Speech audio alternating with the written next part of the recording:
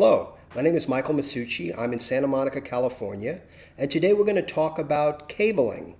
Now, cables are sometimes the most overlooked part of configuring a good studio system.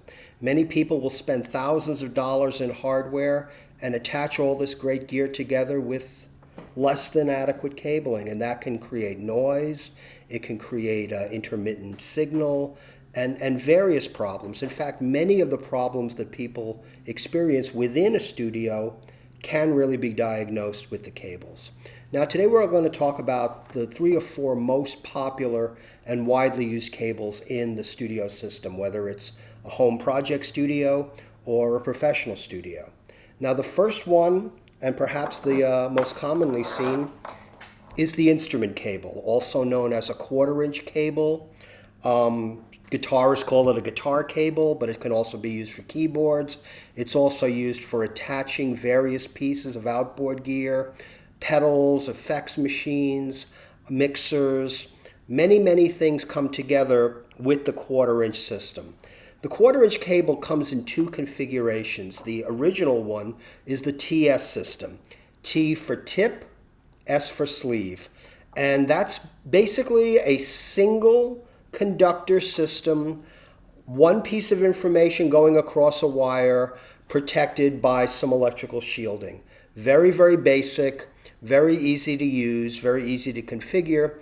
Its problem, though, is that in large lengths, it can create noise. So the variation of that looks almost the same, except there's one tiny additional ring in it, is the TRS 1/4-inch instrument cable. Tip, ring, and sleeve.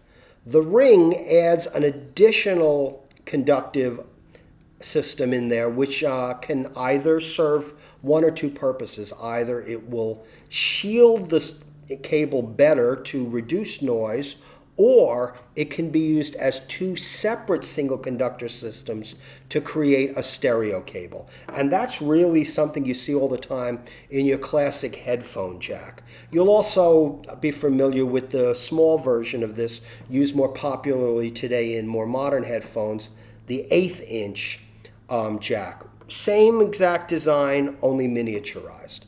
2 systems can be used in 2 different ways.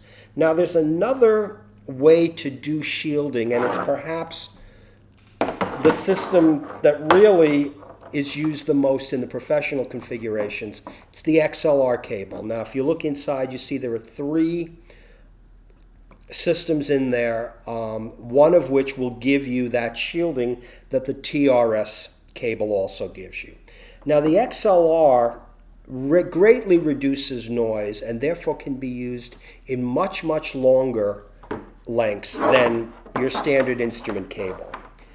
Now, sometimes people will want to use an instrument cable to attach to their guitar or keyboard, but because they're on stage or in a large studio, they'll need to run that length for long distances. So what they need to do is they need to adapt the 1/4-inch to an XLR through something called a direct box. And direct box is a very simple looking item, 1/4 in.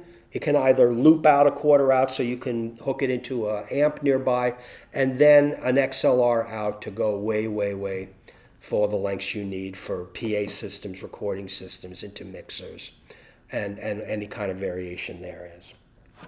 The last one we're going to talk about is something that originally arrived through the home stereo market, but often comes up in various kinds of devices in the studio. And that's the RCA cable. Basically, the engineering is the same as an instrument cable, except it has a little sleeve that locks over the other side, which gives it a little bit more rigidity in the locking. You'll often have to adapt from a 1/4 to an RCA or vice versa. And these things do show up a bit in the studio, although you're much more likely these days to see something like a TRS or XLR. And I really thank you for taking a minute to watch this, and I know this is a great class, and I hope you're enjoying it as much as I am, and thanks for taking a look.